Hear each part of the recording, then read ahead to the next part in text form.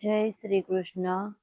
અહીં ભૌતિક સૃષ્ટિનું મૂળ કારણ પૂર્ણ પુરુષોત્તમ ભગવાન છે. પૂર્ણ પુરુષોત્તમ પરમેશ્વર અંશ રૂપે પોતાનો વિસ્તાર કરે છે અને આ ભૌતિક જગતના ત્રણેય ગુણોના અધિષ્ઠાતા બને છે. વિષ્ણુ સત્વગુણ, બ્રહ્માજી રજોગુણ અને શંકર ભગવાન તમોગુણનો કબજો લે છે. રજોગુણ વડે બ્રહ્માજી આ વિશ્વનું સર્જન કરે છે. સત્વગુણ વડે વિષ્ણુ ભગવાન આ વિશ્વનું પોષણ કરે છે અને શંકર ભગવાન તમોગુણ વડે તેનો વિનાશ કરે છે. છેવટે સમગ્ર સૃષ્ટિ પૂર્ણ પુરુષોત્તમ ભગવાનમાં વિરામ પામે છે. વાસ્તવમાં સમગ્ર સર્જન, પોષણ અને વિનાશનું કારણ તેઓ સ્વયં છે અને જ્યારે સમગ્ર જગતનો વિનાશ થાય છે ત્યારે તે ભગવાનની શક્તિ તરીકે સૂક્ષ્મ સ્વરૂપે પરમેશ્વર પ્રભુના શરીરમાં વિરમે છે. દેવતાઓ સ્તુતિ કરવા લાગ્યા. વર્તમાન સમયમાં પૂર્ણ પુરુષોત્તમ ભગવાન શ્રી કૃષ્ણ આ વિશ્વના પોષણ માટે જ અવતાર ધારણ કરી રહ્યા છે.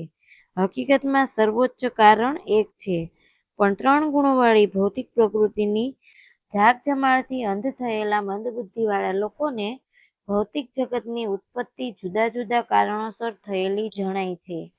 જે લોકો બુદ્ધિશાળી છે તેઓ જોઈ શકે છે કે એક શ્રી કૃષ્ણ જ આ બધાનું કારણ છે. બ્રહ્મ સંહિતામાં જણાવ્યા પ્રમાણે સર્વ કારણ કારણમ, પૂર્ણ પુરુષોત્તમ ભગવાન કૃષ્ણ સર્વ કારણોના કારણ છે. બ્રહ્માજી સર્જન માટે અધિકૃત પ્રતિનિધિ છે. કૃષ્ણના અંશરૂપ વિષ્ણુ પોષક છે અને શંકર ભગવાન સર્વનાશ કરનાર કૃષ્ણના અંશાવતાર છે. દેવતાઓએ ચાલુ રાખ્યું, અમારા પ્રિય પ્રભુ, આપનું સનાતન વ્યક્તિગત સ્વરૂપ સમજવું અમારા માટે ખૂબ જ મુશ્કેલ છે. સાધારણ જનસમાજ આપનું સાચું સ્વરૂપ સમજવાને અશક્તિમાન છે. એટલે આપ વ્યક્તિગત રીતે આપના મૂળ સનાતન સ્વરૂપનું દર્શન કરાવવા પ્રગટ થાઓ છો. ઘણીવાર લોકો આપના જુદા જુદા અવતારોને સમજી શકે છે, પરંતુ મનુષ્યોમાં તેમનામાંના એક હોય એવા મનુષ્યાકૃતિવાળા દ્વિભુજ કૃષ્ણના સનાતન રૂપને સમજવામાં મૂંઝાઈ જાય છે. આપનું આ સનાતન સ્વરૂપ ભક્તોના દિવ્યાનંદમાં ઉત્તરોત્તર વધારો કરનારું છે, પણ નાસ્તિકો માટે ખૂબ ભયજનક છે. ભગવદ્ ગીતામાં જણાવ્યા પ્રમાણે કૃષ્ણ સાધુઓને માટે ખૂબ જ આનંદદાયક છે. કહ્યું છે પરિત્રાણાય સાધુનામ, પરંતુ આ સ્વરૂપ અસુરો માટે ખૂબ જ ભયજનક છે, કારણ કે કૃષ્ણ અસુરોની હત્યા કરવા માટે પણ અવતરે છે. એટલે તેઓ ભક્તો માટે સુખદાયક અને તે સાથે અસુરો માટે ભયજનક છે. અમારા વાલા કમળનયન પ્રભુ, આપ શુદ્ધ સત્વગુણનું કારણ છો. એવા ઘણા મોટા મોટા ઋષિમુનિઓ છે કે જેમણે કેવળ સમાધિથી અથવા આપના ચરણ કમળનું દિવ્ય ધ્યાન ધરીને અને આપના વિચારોમાં તલ્લીન બનીને આ અજ્ઞાનથી ભરેલા ભૌતિક ગુણોવાળા મહાન ભવસિંધુને વાછરડાની ખરીથી બનેલા ખાબોચિયામાં ફેરવી નાખ્યો છે. ભગવાનના ચરણ કમળથી શરૂઆત કરીને પૂર્ણ પુરુષોત્તમ ભગવાનમાં મન સ્થિર કરવું એ ધ્યાનનો હેતુ છે. ભગવાનના ચરણ કમળનું ધ્યાન કરવાથી મોટા મોટા ઋષિમુનિઓ જરા પણ મુશ્કેલી વિના આ ભૌતિક ગુણોવાળા વિશાળ મહાસાગરને પણ પાર કરે છે. હે સ્વયં પ્રકાશિત પ્રભુ, જે મહાન ઋષિમુનિઓ આપણા ચરણ કમળ રૂપી દિવ્ય નૌકાની મદદથી અજ્ઞાનરૂપી મહાસાગર તરી ગયા છે, તેઓ હોડીને સાથે લઈ ગયા નથી. એ તો હજી આ બાજુ જ પડી રહી છે. દેવતાઓ અહીં સુંદર ઉપમાનો ઉપયોગ કરે છે. સામાન્ય રીતે કોઈ માણસ નદી પાર કરવા માટે હોડીમાં બેસે તો હોડીએ પણ તેની સાથે સાથે નદીની સામે પાર પહોંચવું જ પડે છે.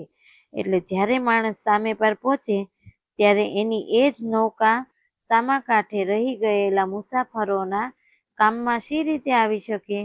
આ મૂંઝવણના જવાબમાં દેવતાઓ તેમની પ્રાર્થનામાં કહે છે કે નૌકા સાથે લઈ જવામાં આવતી નથી. બીજી બાજુએ રહેતા ભક્તો હજી પણ ભૌતિક સંસારનો સાગર પાર કરી શકે છે, કારણ કે શુદ્ધ ભક્તો નદી પાર કરવા માટે તેમની સાથે નૌકા લઈ જતા નથી. માણસ જેવો નૌકા પાસે જાય છે કે તરત જ ભૌતિક અવિદ્યાનો સમુદ્ર વાછરડાની ખરી જેટલો નાનો બની જાય છે. એટલે નાવને બીજી બાજુએ લઈ જવાની ભક્તોને જરૂર રહેતી નથી. તેઓ સરળતાથી તાત્કાલિક આ ભવસાગરને પાર કરી જાય છે. મહાન સંત પુરુષો સર્વ જીવો પ્રત્યે અત્યંત કૃપાળુ હોય છે. તેથી નૌકા હંમેશા પ્રભુના ચરણ કમળ પાસે પડી રહે છે. માણસ ગમે ત્યારે તેમના ચરણનું ધ્યાન ધરી શકે છે અને એમ એ ભવસિંધુને તરી શકે છે.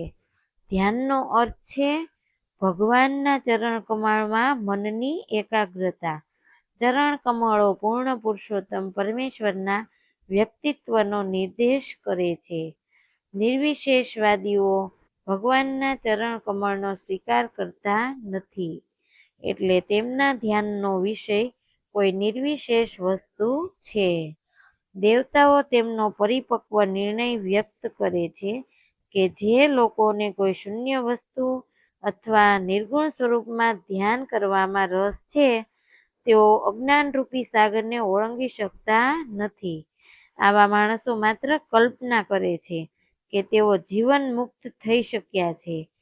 હે કમલાક્ષ પ્રભુ, તેમની બુદ્ધિ અવિશુદ્ધ છે, કારણ કે તેઓ આપના ચરણ કમળોનું ધ્યાન ધરવામાં નિષ્ફળ નીવડે છે.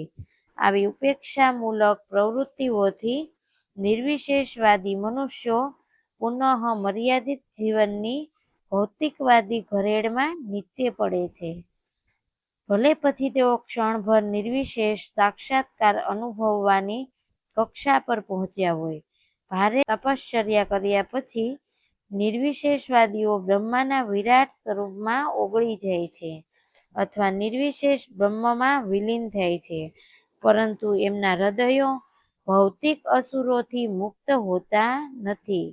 એમણે તો કેવળ વિચારણાની ભૌતિક રીતોને જ ઇનકારવા પ્રયાસ કર્યો હોય છે. એનો અર્થ એ નથી કે તેઓ મુક્તિપદ પામ્યા છે. આમ અંતે તો તેમનું પતન જ થાય છે. ભગવદ્ ગીતામાં કહેવામાં આવ્યું છે કે નિર્વિશેષવાદી મનુષ્યોને અંતિમ ધ્યેય સાધ્ય કરવા ભારે સંઘર્ષમાંથી પસાર થવું પડે છે. શ્રીમદ ભાગવતમના આરંભમાં પણ કહેવામાં આવ્યું છે કે પૂર્ણ પુરુષોત્તમ ભગવાન પ્રતિ ભક્તિભાવપૂર્ણ સેવા વિના આ સાંસારિક સકામ કર્મોમાંથી માણસ મુક્તિ મેળવી શકતો નથી. શ્રીમદ ભગવદ્ ગીતામાં મહામુનિ નારદજીનું વચન છે અને અહીં પણ દેવોએ જ વચનને સમર્થન આપે છે.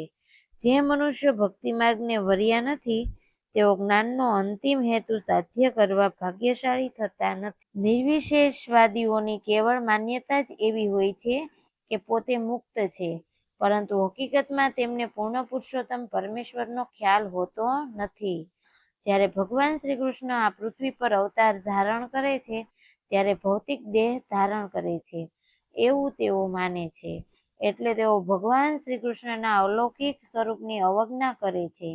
શ્રીમદ ભગવદ્ ગીતામાં પણ આ હકીકતને સમર્થન આપવામાં આવ્યું છે કે અવજાનંતિ મામ મૂઢાઃ, ભૌતિક વાસનાઓ પર વિજય મેળવ્યા છતાં અને છેક મુક્તિ કક્ષાને આરે પહોંચ્યા છતાં નિર્વિશેષવાદીઓનું પતન થાય છે જ. કેવળ જ્ઞાન માટે જ તેઓ વસ્તુઓની માહિતી મેળવવા માંગતા હોય, ભગવાનની ભક્તિનો માર્ગ અપનાવતા ન હોય, તો તેઓ ઈપ્સિત પરિણામ પામી શકતા નથી.